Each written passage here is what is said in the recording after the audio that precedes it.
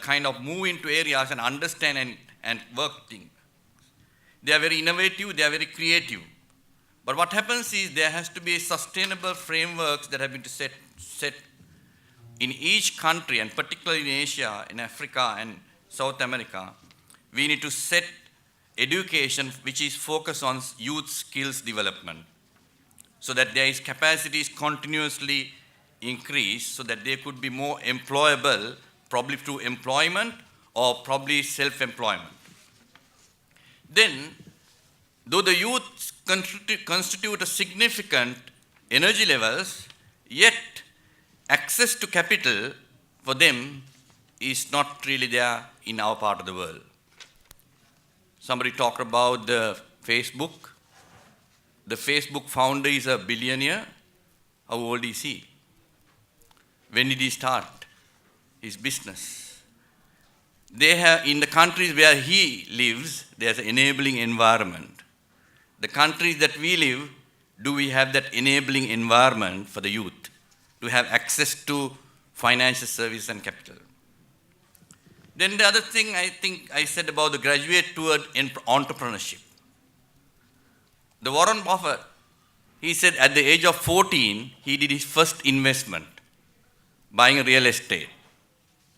And he said, I should have started much earlier.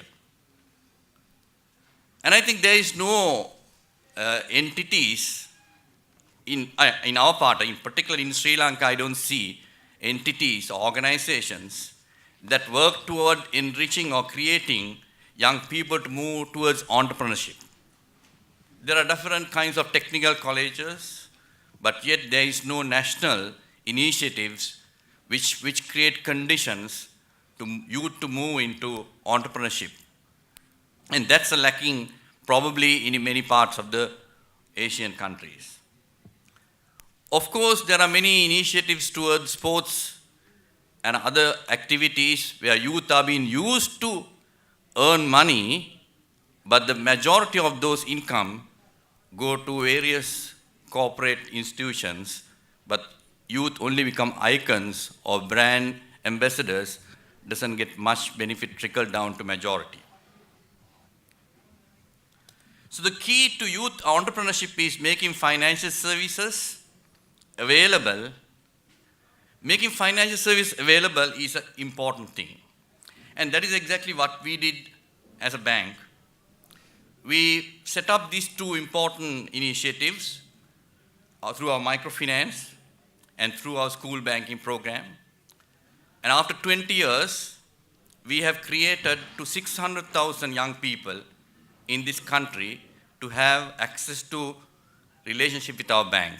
We have nearly 200 student banks operating in this country. And we also have nearly $60 million money which belongs to the young people in our bank.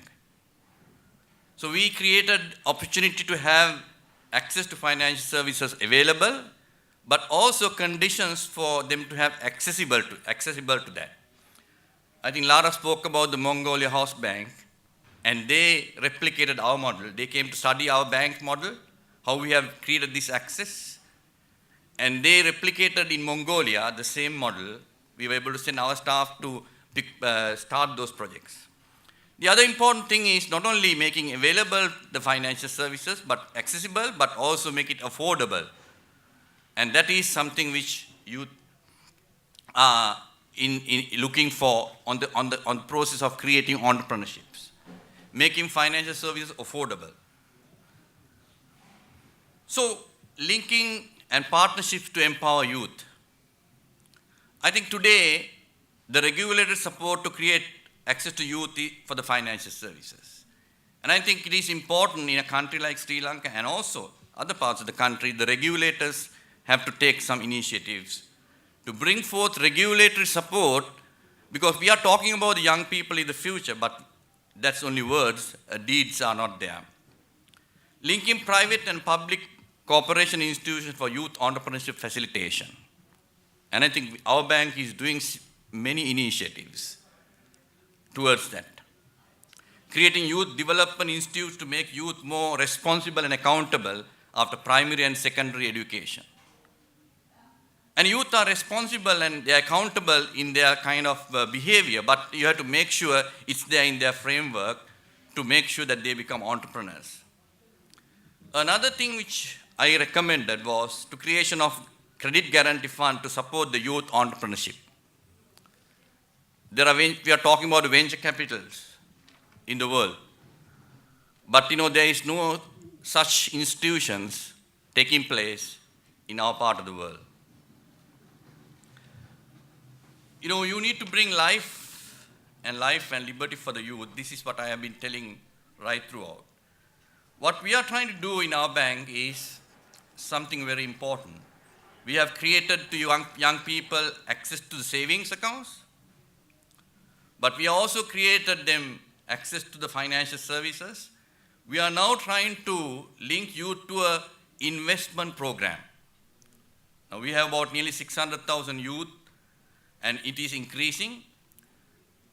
There are two of our brand managers who are focusing on the youth program. Now we are designing a new product on linking the youth toward investment, taking the lesson or the inspiration from Warren Buffett. When at the age of 14, he embarked on investing, and he said he was too old for that. And I learned a lesson recently. There was a young man, he was asked to buy a lawnmower to cut the grass. So what he did was, those things are used occasionally, maybe once a week, and maybe twice a week. But the rest of the time it is idling. And this young man got an idea and said that when it is idling, he put an advertisement says, why do you want to buy a lawnmower? I can rent it for the day. And I know how many young people even sell their old books. So the entrepreneurship is there in them.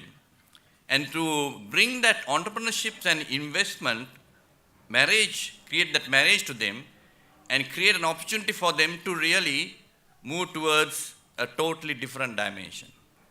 We want to link youth to stock market. We want to youth link to that kind of investments, and we will come up with a youth-focused investment product so that they would have become entrepreneurs, and we will have a sustainable initiatives to add value continuously. And that's exactly what we are planning. And I believe if youth are made accountable through various programs, and they will take responsibility, and we can create successful entrepreneurs. Thank you. All right. Thank you all. So does everybody have a better sense of what's going on? Some yes, some no. I'm sure there's a few activities going on in the audience that people will share, and I hope when we get to the Q&A from the audience that people will share some of their experiences and some of the work that they're doing. Because I think the intention of this panel and this conversation really is that. It's a conversation to learn from one another and what other successful models and unsuccessful models, I might add, are happening. I was struck by a couple of things that you said, Chandul, and I'll start with you. The figure of the amount of youth that have perished over the past 30, 40 years is staggering in Sri Lanka. And my sense is you're moving in a direction towards saying perhaps that the government really needs to prioritize youth as an area by which the government should be focused. And you talk about it creating an enabling environment. How does one go about doing that? How could we work towards advocating for the government to make youth investment a national security priority? Yeah, I think that's exactly what I said, that one of the slides which I put some recommendations, because there is compulsory lending to or creation to the agriculture sector, which is also not properly, it's not effectively working. And recognizing that Sri Lanka had a very critical issues relating to youth. I mean, it's got repeated 3 times. And we don't want to have another fourth time. And I think if there is no framework properly, I'm pretty sure that the youth will speak again. And so I think that's why all the stakeholders, like what we did, HNB did that, we knew that our survival is at stake, and that's why we embarked on. And I think it's not only banks, but also all the other stakeholders, from the government side, from the private sector side, they have to not only create opportunity for employment, but make youth employable through entrepreneurship, So, and I think that still I don't see much happening. There are less and less technical institutions where we are geared. I just want to tell just one example. We recently did a project with Holcim on some of those people who are part of the IDP camps, who are part of the Tamil Tigers, and whom the government kind of rehabilitated them. So they trained 500 of them on masonry by Holcim. And out of that 500, about 20% we created a financial literacy program for them. We did that. And out of that 500, 20% of them want to move into entrepreneurship, like take subcontracts and build small houses. So we handheld them and put them across and finance them. And I think institutions like Holcim, where these corporate institutions can come together while doing that, but in the same time, the government has to set the critical infrastructure and the framework towards that. Yeah, I think many people, obviously, being an American, can give an example. Back in spring, and certainly, I guess about a year ago, when President Obama spoke in Egypt about entrepreneurship in the Muslim world, I think it's pretty evident that the United States sees entrepreneurship and what I would argue as a segment within that, youth entrepreneurship, is in fact a critical national security investment. And I think Sri Lanka's probably got a lot of experience to share with the United States in that regard in terms of giving opportunities for the youth. So that's a really fascinating example. Thank you. Lara, if I might, with your global perspective, one of the things that I saw in your presentation is the complexity of how cultures or societies define youth. How does an organization go, for those that work across international borders, how does an organization go about designing a program and rolling it out when its applicability can be different from country to country? Well, I think one of the sort of cross-cutting facts that we look at is some cognitive research on the brain. And so one of the ways that we look at first defining youth is looking at when the brain starts to develop different skills. At about age 12, a young person's brain will start to develop the capacity to plan ahead, so planning and goal setting. And that ability to develop those two very crucial skills actually physically ends. The brain is no longer capable of developing those skills beyond the age of 24. So it's very important to work with young people and get them to exercise those skills so that they're more prepared in life to move forward, to plan for the future, and to set goals for themselves, both educationally and in terms of career. When looking at different cultures, what we've found is that, for example, in some of more of the war-torn countries, some of the post-conflict countries, some governments are actually defining young people up to the age of 40 and 50 because as these young people were child soldiers, they were really deprived of any opportunity to build skills and to be educated. So some of their youth programs go up to the age of 50 or 60. But at the same time, I think it's important as an institution to first do your market research. And once you figure out what the segment is, where the demand lies, and you link that to what you as an institution can offer, I think that will sort of help an institution define who exactly they can serve. You know, if you can't mobilize deposits, but you're working with lending and you're working with 18 to 25-year-olds, then maybe you want to look at that segment more specifically and understand what the differences are, and then make those necessary adjustments to the product based on, you know, if you're working with married women versus single women who are in school. And it's really just looking at those specific characteristics of your segment that will help you more narrowly define who you're working with. Thank you. I think, Franz, this is going to go to you. I've had several mentors over the course of my career, and I've been very lucky. The wisdom and guidance and sort of lessons learned and how to avoid repeating the mistakes that they may have repeated.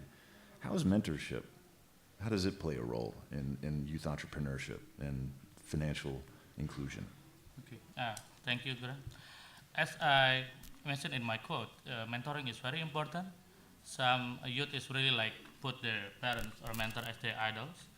For example, like in one village, we can try them to say, please plan your expense properly. I mean, they should planning for the expense and saving and everything. But then if the parents say, no, spend what you have for today and think for tomorrow. So sometimes there's the mindset is still there. So there's, I think the mentorship is very important, the mentoring. And then in some case when they don't find a good mentor, there's a need of the youth club. So they can gather together among the youth. And this is where we have experience on it with Plan International. We have our own field staff who really like give consultation to them on how they would like to do that. And we also partnership with Junior Achievement in Indonesia for financial education for the youth, and also with some others for different type. So we definitely choose them because we want to ensure that they have appropriate mentoring from whoever they seek to, and not owned by themselves. Because that's important. That's great. I'm going to pose one last question, then I'll turn it over to the audience, and really, I want you all to challenge the panel. I want to see a lively debate. I think it'd be really terrific. Energize us before we move into lunch and we all depart. But my last question, this is to all three of you, respond how you'd like. Is there any evidence from an impact basis that investing in youth actually creates more successful enterprises than those that are started by adults? And that there's an opportunity to create a faster growing organization. So from a return on investment perspective, now obviously maybe it's not quantitatively measured as of yet, but is there sort of anecdotal evidence that if you invest in somebody who's 21 years old and they've started a company, that company is actually ultimately more successful than a similar company started by a 45-year-old? Have you had any anecdotal experience around that yet? And that's an open question. I think there are made plenty of examples available all over the world. I mean, young people who are school dropout, who have started businesses and then moved out to become, corporate level entities. What you would see is young people, leave alone small, big corporate level companies, but they are also still successful in small kind of innovative businesses which they start. Numbers. It probably you won't be able to see showcase stories, but there are plenty of young people we have seen in our own country. We have witnessed young people given opportunity. They have been very determined. They want to really succeed, and we have seen the impact created through self-employment opportunities. But also, probably if you look at the Western world, you find most of the successful organizations are started by the school dropout at the age of probably 19, 18, and have become greater success, Bill Gates, ring a bell? Any other thoughts? Yeah, I think for our case, I have to get back to you in 5 years and see what will be the evidence are, but I definitely will document that. Thank you. Yeah, I think think that's something we should probably highlight is that there's a great deal of experimentation going on right now in the field. MasterCard Foundation has been instrumental in providing some seed capital and some startup funds to a great deal of organizations around the world to develop products and services for young people. But these are really very new. They're 1 year, 2 year, 3 year. A lot of organizations have just finished their market research and are starting in on the pilot phase and the